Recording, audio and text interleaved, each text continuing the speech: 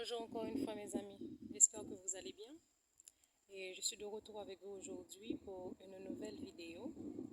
Donc vous écouterez sûrement le bruit des arbres, le vent qui souffle parce que je suis à l'extérieur aujourd'hui pour vous parler.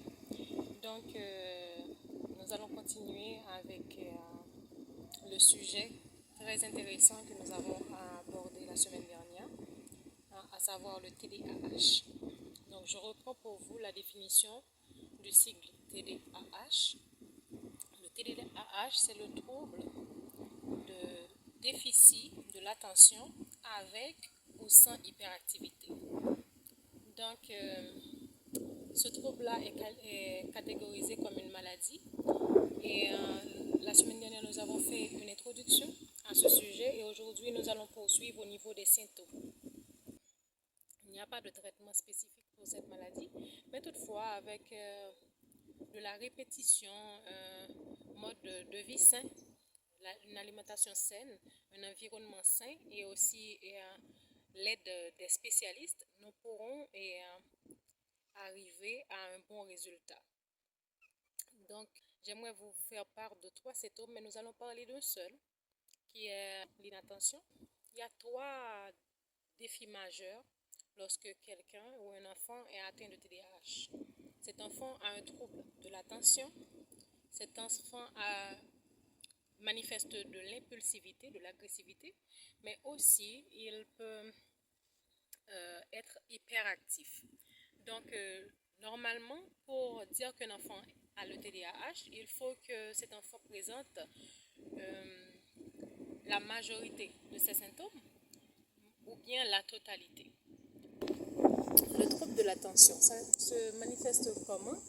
Donc l'enfant n'arrive pas à suivre très bien ce qu'on lui dit, il n'est pas attentif à ce qu'on lui dit, il est désorganisé, il oublie facilement ce qu'il avait commencé à faire.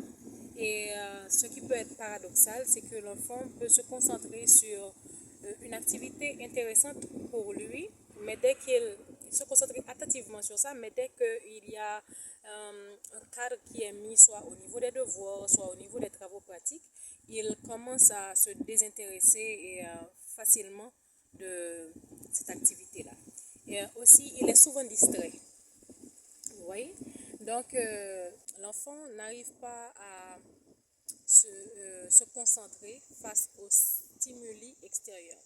C'est quoi le stimuli extérieur? Le stimuli extérieur, c'est toutes les distractions, petites ou grandes, que l'enfant peut rencontrer lors d'une concentration, lors d'un travail ou lors d'un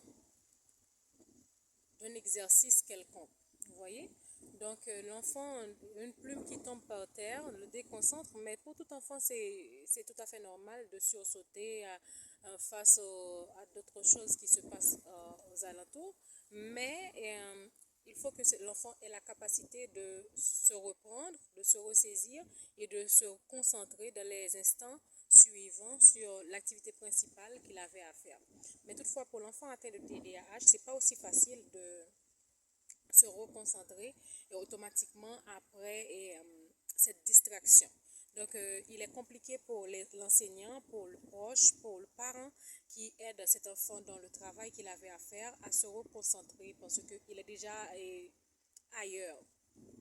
Donc, il y a aussi, lorsque l'enfant commence une tâche, par exemple, l'enfant commence le remplissage d'un seau, il finit de le remplir, il s'est déplacé, absenté un instant, il avait déjà oublié le seau qu'il était en train de remplir. Vous voyez, donc il est complètement inattentif aux activités qu'il fait régulièrement. Et comme je vous avais dit, il y a quelque chose de paradoxal au niveau des enfants atteints de TDAH, c'est qu'au début, l'enfant peut se concentrer sur une activité, sur un exercice qu'il est en train de faire, sur une explication d'un proche, d'un prof, etc.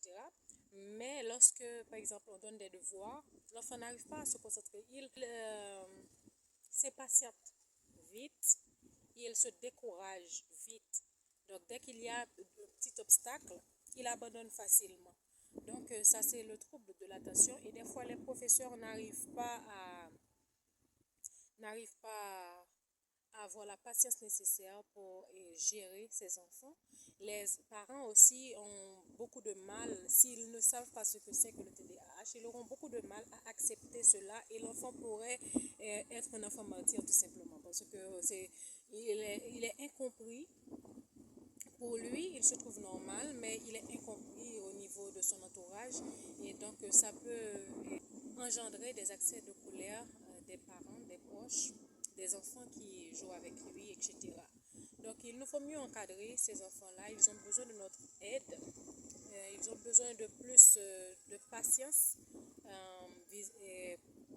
de la part de leur entourage. Ils ont besoin aussi d'un rituel. C'est que chaque jour, il faut reprendre les choses quotidiennes de manière similaire. Donc, je ne dis pas qu'il ne faut pas d'inattendu, mais évitez trop de retirer l'environnement habituel de cet enfant-là pour qu'il puisse se repérer dans le temps et dans l'espace. Donc, c'est ça. Donc, c'est pas tout à fait un enfant autiste, mais il agit presque comme, vous voyez. Donc, aujourd'hui, nous nous arrêtons ici. Nous avons abordé le point de l'inattention, le trouble de l'attention des enfants atteints de TDAH. La prochaine fois, nous allons voir l'impulsivité et aussi l'hyperactivité. Donc, je vous invite à liker la vidéo, à aimer la page, à partager, à commenter et à faire la publicité pour cette page pour que nous puissions avoir plus d'audience et ainsi apporter de nouvelles publications très intéressantes pour vous. Donc, c'était Lewisa aujourd'hui et je vous dis de passer une bonne journée et à la prochaine.